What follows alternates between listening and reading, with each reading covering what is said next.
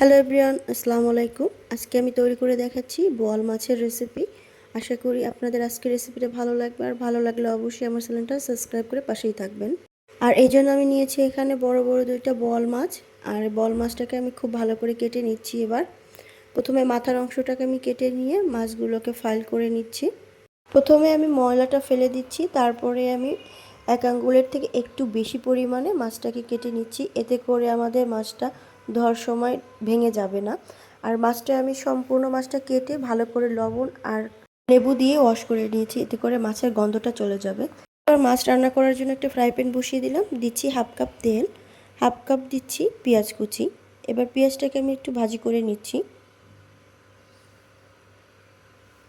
পেঁয়াজটা ভাজি হয়ে গেলে আমি এখানে দিচ্ছি 3 টেবিল চামচের মতো পেঁয়াজ বাটা, দিচ্ছি 1 টেবিল চামচ রসুন বাটা, এবার দিচ্ছি 1 টেবিল চামচ জিরা বাটা।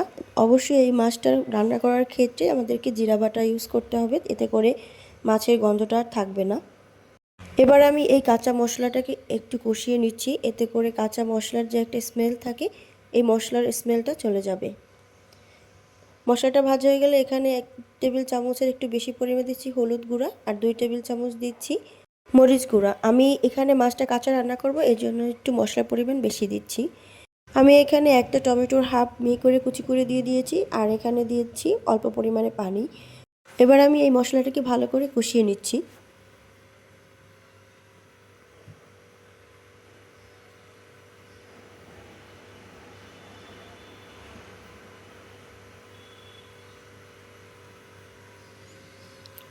কষানো হয়ে গেলে আমি আবার একটু পানি দিয়ে ঢাকনা দিয়ে ঢেকে দিচ্ছি, এতে করে টমেটোটা ভালো করে সিদ্ধ হয়ে যাবে। আবার টমেটোটা ভালো করে সিদ্ধ হয়ে গিয়েছে, এবার আমি আবার একটু নেড়ে দিচ্ছি।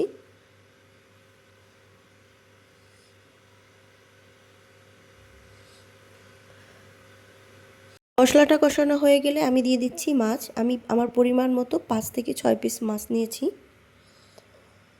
এবার মাছটা দিয়ে আমি মাছটাকে একটু উল্টাপাল্টি দিচ্ছি, কারণ এতে করে মাছের গায়ে সম্পূর্ণ মশলাটা ভালো করে লেগে যাবে।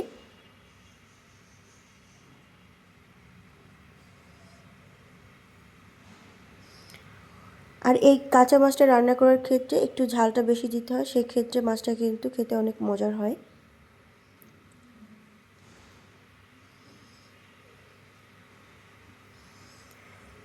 এবার মাছ সম্পূর্ণ উল্টে দেওয়ার পরে আমি 1 কাপের মতো পানি দিয়ে দিচ্ছি। এখানে অবশ্যই গরম পানি দিতে হবে, এতে করে মাছের টেস্টটা ভালো থাকবে।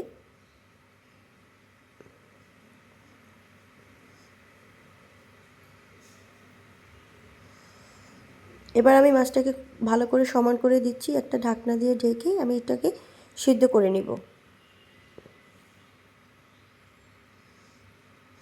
আমার মাছটা সিদ্ধ হয়ে গিয়েছে, আমি ঢাকনা উঠিয়ে মাছটাকে একটু হাত দিয়ে নেড়ে দিচ্ছি এভাবে করে। এই পর্যায়ে কিন্তু কাঠের নাড়ুনি দিয়ে নাড়ানো যাবে না। এবার দিচ্ছি টমেটো, এবার দিচ্ছি 2 থেকে 3টা কাঁচামরিচ আমি হালকা করে কেটে নিয়েছি। আর এবার দিচ্ছি আমি ধনিয়া পাতা দিয়ে আমি 2 মিনিটের জন্য জাস্ট ঢেকে দিব। এই পর্যায়ে ঢেকে দিলে সুন্দর একটা স্মেল আসে, এজন্য আমি ঢেকে দিয়েছি। আর এবার পরিবেশনের পালা।